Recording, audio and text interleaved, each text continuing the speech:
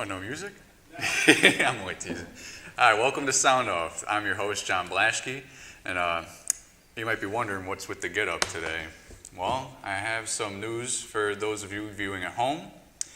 Unless you watched Gus's show on Friday, I announced the end of my term here on Sound Off TV. Not only Sound Off, but with SoundView. I'm going to WDTV in West Virginia. So I thought I'd dress the part, just for the job that you want. Have some fun with it while I'm at it. But it's probably going to be the last episode of Sound Off for a while that you're going to be seeing, at least the last one with me as the host. But as one door closes, another opens, all those cliches that we would like to hear to comfort ourselves. I have a very special guest tonight. I found him on the street. I barely know him. I'm just kidding. He's my friend's. He's my brother's friend, James Gandolfini. Adinolfi. Yeah, that's good. No, he doesn't know who James Gandolfini is. Hi, I'm very glad that I could be your last guest on this show. I'm sure everyone at home is appreciative of it too. Oh, of course. Thank you all for viewing. The big name I have. Oh yeah, no, this guy. I was informed by Gus Fontanera here that he's not only the first famous comedian to be on this show. We've had Lisa Minnelli, Lampanelli, Lisa Lampanelli, who went on to, she was from Trumbull, much like James here, young James, and she's got her start. Her first television appearance was on Gus's show many years ago, and she went on to her own HBO special. She was on The Apprentice. I don't know if she got fired. I don't think she ended up winning, but she made it to she went out to big things, and perhaps our friend James here will as well. He's a pretty funny guy. You can only hope, man. Of course. I mean, I've spent some time with him. He's been over my house. He's my brother's friend, so he's got some quips, and he's actually performed at. He's had a few performances. This is his first television appearance, but hopefully it's the first of many. Yeah. So, James, mind telling me a bit about yourself? Well, I'm a quiet kid, man. I don't talk much. It's always the was quiet raised ones. in a single-family home, worth as much as a dime at the moment, but it's pretty good. I started stand-up about a year ago, so I just thought getting on a show would, put me ahead or something. But that brought me here. It's a good foot in the door, yeah. Yeah, of course. It's good to know people. It's all about who you know. To be sitting next to Clint Eastwood right now is a real experience. So. Partner. I don't know. But yeah, I don't know. I'm not anything special. I feel like I'm just as special as any other person that could come on this show. Well, that's the whole point of this show. It's to focus on the individual aspects of what we all do here, in Stratford, or in your case, Trumbull. So we're glad to have you on the show. Of course, and I'm glad I'm here. I'm glad I'm here. No matter how insignificant we see. Yeah, to be the third guest on a show. Oh yeah, no, absolutely. You're the closing guest, all right? Yeah. You got to go out with a bang here. But so I'm sure it'll be a real riotous act. Yeah. So we got another 27 minutes to fill. Go ahead, spit something off the top of your head. You want me to do a joke, man? Let's talk. Yeah, we'll get around to it. So what inspired you to get into comedy? I have family. I have a lot of family that's really into comedy. Mm-hmm. None of them good. They just like telling jokes. Yeah. So. It's the human. Yeah. No. My grandma, she's a great comedian. I mean, no one laughs, but. All of this inspiration, I just thought, maybe I could make a career out of it or something. I also love being on camera, love being the center of attention. That's kind of the narcissistic. I was gonna say a bit of ego. Yeah. I don't know if I'm doing you any real favors bringing you on here. No, definitely not. But kind of, building that monster. Okay. Years down the road when they're like, oh my God, what happened to that guy? Yeah. Well, look back at this. It'll be my fault, yeah. Yeah. Thanks. That's a heavy weight to put on my shoulders. Shit on your career, Okay. But yeah, I don't know. I thought let's go through that charade once, go on stage, and then I end up liking it. So that like goes through. you like the feeling of having a crowd in the palm of your hand. Yeah, Waiting I on like every the word, feeling yeah. of, you know, I want everybody's attention. I actually think I'm a firm believer. I think bombing's probably funnier than actually delivering like a really good joke. Oh, yeah. Because just the thought of, The performance aspect of it, you know. you, It's like you're really, I mean, you're putting standing there. You're standing there. You want all these people's Yeah. attention, and then You're putting yourself out there, and you just rejection. Yeah, I mean, that's yeah, that's yeah. pretty. That's I pretty think much that's what I'm comedy in used its to. purest form. Yeah. no, and I think stand up is. When I think people ask why do you do stand up, I just think I want to be like the disappointment of my family. Wow. I mean, that's something to strive for. We all have our own goals. Yeah. So, what really inspired you to be that disappointment?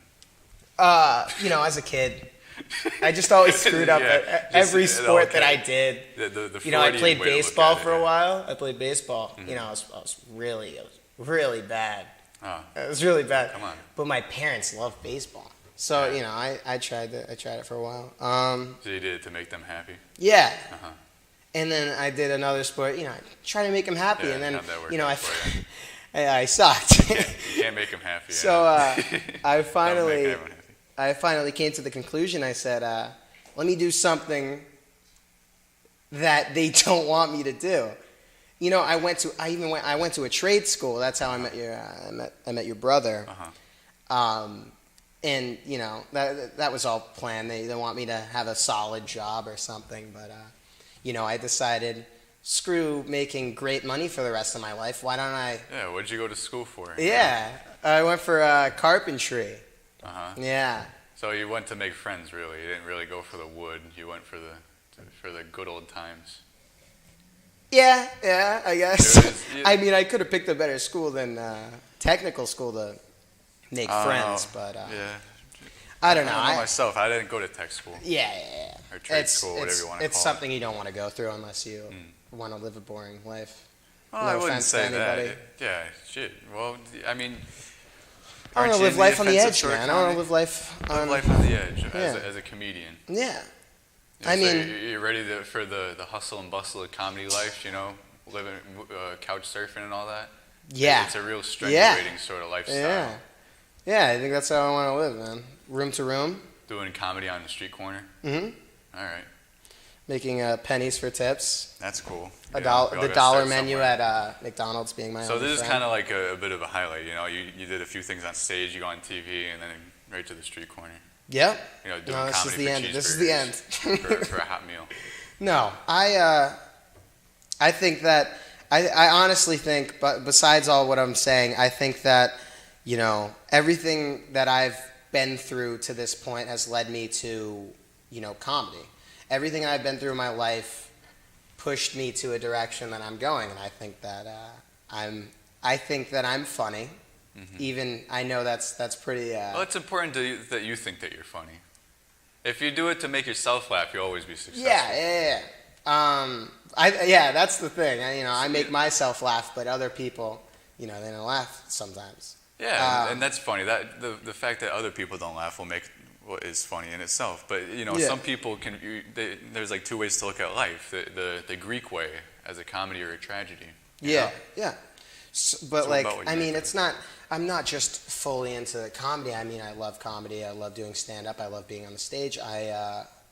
I'm going after this career in film. I love being around cameras. I love an image coming to life, stuff like that. So, all of that comes to mind when I. So you seem to be a bit of a creator. So you like to you start off in carpentry, and then you like creating stuff in general, and then creating jokes.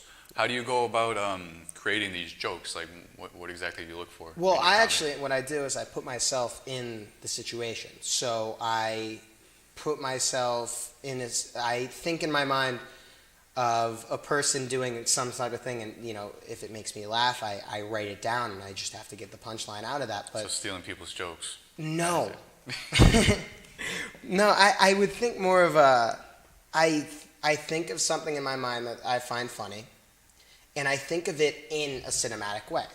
So I think of a joke as if it was a movie, and then I spin it, write it, and make it into my own thing. And I think that what I do is pretty cool. But, Is there a particular brand of comedy that you do?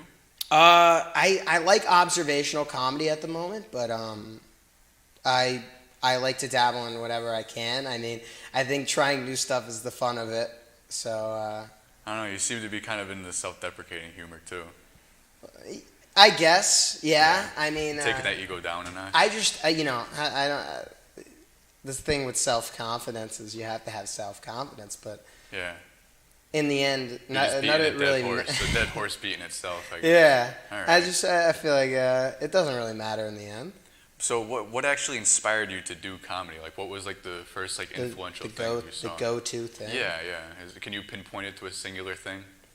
I think just making people laugh. I can't pinpoint it to a singular Alright. thing that made me do it. Fair enough. I guess actually, What about like an influence? I had my cousin. I had my cousin. My Yeah. cousin. My cousin did stand-up comedy, and then I was Yeah. like, I gotta do better than him. Oh, so that's what Yeah. so it's a competitive aspect. I think there. everything in life is a competitive aspect. Oh, you're So- so. Yeah, if That's I the want ego to talking do right something, there. I want to do it good. I don't want to be shit at it. Yeah, yeah. You don't, But no that one wants to be comes from me mediocre. failing all as a kid and stuff. Oh yeah, Yeah. you know, with attempting to be successful anywhere, you can't be successful all the time. Yeah. No. Well, I beg to differ. I think you could be successful at whatever you do if you put your mind to it. Well, yeah, absolutely. But you know, you could stumble and fumble your way through it. You know, it's but like in the you end- can't be walking blind into something and do it perfectly like Of course. like an idiot course. savant. Yeah. No, I think that's true. Yeah. But yeah, I just think that if you stumble and fumble enough, you Yeah. eventually will stop, and you'll get You'll your stop ground. and you'll just Like you stumble and you stumble and then you just stop and you think about it for a second and you go, well, I could do this. I could actually do this. It's just the beginning where as a kid we walked and we fell and we fell and we fell and then eventually we just kept walking. What? So, can you tell me about some times where it's like your experiences at doing stand-up? But what was the name of the place that you went to? again? The Stress Factory. The Stress Factory. Would you tell me a bit about some of your experience there? Well, it was a warm welcome. I mean, I was 16 when I first started, Okay. so everybody kind of looked at you. You get looked at like you're a not a. They No, you're just everybody a kid. said, "I wish I started when I was 16," because they all started later, but they were great. But I think that with that comes some sympathy. So like, of course, I know when I'm getting sympathy laughs. Like when I would have videos of me doing stand up and I would have I would hear it. I would say a joke and all you would hear is my mom laugh. And I think that beat That's down on rich me right a little there. bit. At least my mom thinks I'm funny. Yeah, my mom thinks I'm pretty funny, but everyone else was. But I just think that, like I was talking about it earlier before the show. Comedy's subjective, so Yeah. even if people didn't make me laugh, I didn't let it beat down on me enough where it would actually take me out. So I don't know. I just think that my that start of my career at the Stress Factory, was so warm welcome that, I thought, all these people that are doing it, I could do it just as good as them if I put my mind to that. And now that I have free time, just going at it. So it was more so like just like keep on like chugging along, even if like you don't course. feel I like mean, you're getting out of it what you are currently. It's like eventually you'll get what you want. I like making people laugh. I like making people laugh. I like, that attention. So wait, so is it, you're kind of doing it for yourself, but you're also doing it for other people too. Yeah, I mean, You like the way that other people make you feel. That's isn't kinda, that the basis of everything? You like Aren't the you way doing that it for others- yourself and Yeah. for other people? You do it because you like the way other people make you feel. It's kind of like Yeah. it's like the beginning of a beautiful toxic relationship. Yeah, I guess. Yeah, yeah. I guess it is a pretty toxic relationship, but But you do it because you love it. yeah. No, in the end, I do love it. I love doing stand up. I love the thought of bombing. I love the thought of succeeding. I love the thought of making people laugh. I think that in the end, though, it's all for me. So. Yeah, all right. I think that every comedian or a lot of them also agree with that. In the end, the jokes are for you to laugh and Right. not even like if the crowd laughs, they laugh. In comedies, it's like what we're doing here. It's kind of like you're putting your foot to the coals, like a trial by fire, kind of. Or it's like, oh, here we go, the first heckler. Oh no. Here we are. Hello, welcome to Sound Off. You have a question for James here? You're breaking up. Uh-huh. Can you turn off the TV? Actually, we're getting a bit of feedback through the loop there on the TV. Hey, this is Auntie Di. Hi. She's talking. You're talking to the. we You love got to talk this. to the phone. You got to talk to the phone, not the TV. You got to turn the TV off. Yeah. Okay. This is Auntie Di. Hi. Hi. Hi. I want him to know that he should not be so self-deprecating, and that Yeah.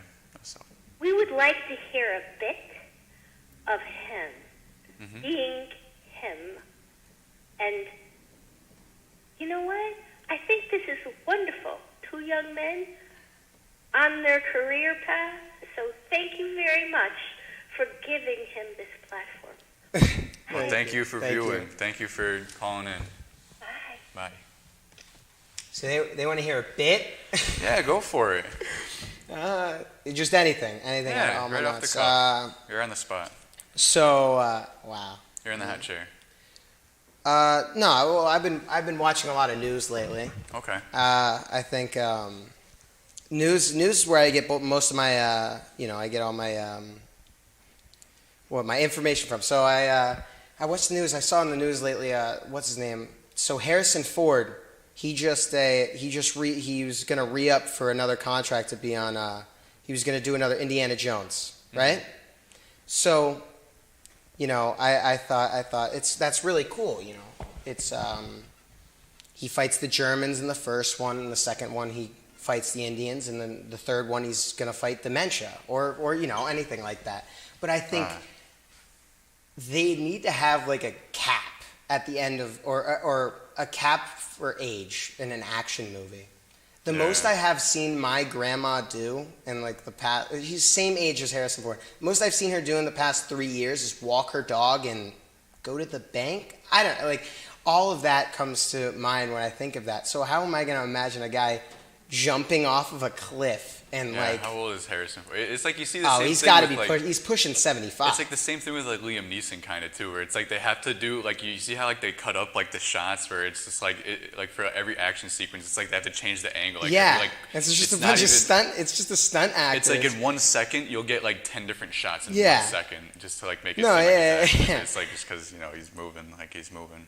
No, I think I mean that's just on spot. That's one of the sets I have, but all that comes to mind. With the one before with the Kingdom of the Crystal Skull, I think that was kind of what they were trying to get Shia LaBeouf to do, Yeah, take the Right. lead, but and then Shia LaBeouf no. decided to go in his bag. nope. Yeah, he decided to pick up drugs instead. But I don't know. I that was just one of my bits. But I mean, if anybody is watching this and they want to see me, I do a lot of stuff around Fairfield County. So like bars and stuff. I think I'm gonna do something around. I'm gonna do something at this place near Sacred Heart. So all that stuff. But other than that, I don't know. If you Okay. want to see me do bits, Yeah, we got to get more scheduling done Yeah. for sure. Because Yeah. then we could inform the audience Yeah. where they might be able to find you. And- So, can you tell me a bit more about like what your personal like experience with comedy? Like what like can you tell me like a specific time where you went up on stage and how it made you feel? You want to hear how I bombed? Oh yeah, I'd love to. So the first, not the first time. So when I started doing comedy, they gave me the kind of the shit to the side. They gave me 2 minutes. So I get 2 minutes to do some work. I would make one joke, get off the stage, get a new person on. So they changed it. They changed it to 8 minutes. And the first time I did the 8-minute set, I think I said something that was a little out of pocket. I tried to go a little darker humor. I said, I guess it could have come off as racist, but Oh, you know, I don't know. I thought it was funny to myself, but I don't know. That came off, and just the crowd went silent. In the back of my head, you know, when I think of what I was doing, I sat there for a second. I waited for a laugh. Nothing happened, and I just thought, this is yeah. So what's it kind of like? What's it kind of like doing comedy today, though, and like where audiences are kind of more like hostile to like, you know, darker humor. Once again, I think I just do it for me. So Yeah. what I write is what I write, and if I perform it and they don't like it, that's just how it's gonna be. If they don't like it, then they don't like it. Would you keep on doing things that people don't like? If I thought it was funny, Yeah. hell yeah. All I would right, do all whatever I think is funny. I think it's great, man. Power to you, walking out into the bit of the danger zone. Yeah. Yeah, I think actually the biggest part that's hard with comedy is the support from other people. And it's not that I don't look for the support in the crowd as much as I would look for support with, like, you know, friends and stuff. So when I have people that, like, you know, they're like, hey man, don't go down the wrong path here. I think it's a Maybe you cool need some better hobby. friends. Yeah.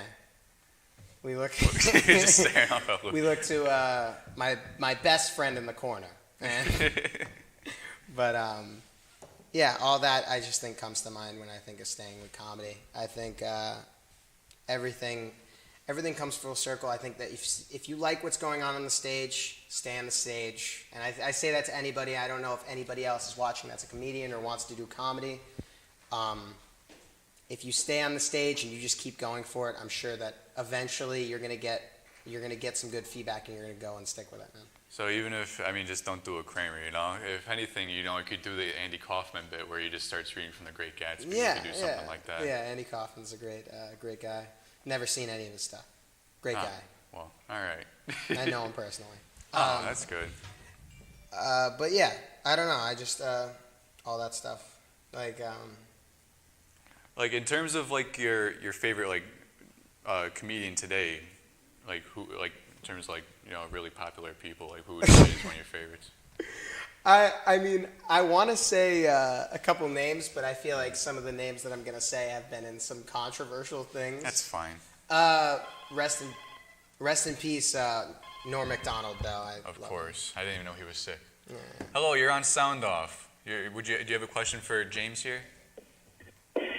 How are you, John? I want you to know that I watch you every week, and I'm sorry that you just made this announcement that you are moving on to bigger and better things. I wish you the best. Thank you. You were okay. You've done a spectacular job for us locally, and I'm sure you're going to conquer the world when you leave the Bridgeport metropolitan region. Well, I was going to ask your guest, you know, who are the comedians that influenced him? And whenever he's on, the first question, and the second thing is whenever you're doing like an interview like now, be prepared to get up and do a routine. This is a good opportunity to show your talent. Yeah. So. Yeah. Thank you, man. He sounds so familiar. Yeah. Well, thank you for calling in. Do you have anything else? Well, I was going to ask, like I said, who were the comedians that he would consider to be an Yeah, influence? we were actually just Yeah. getting to that before you called. So I missed it. Yes. Yep. Okay. All right. Okay.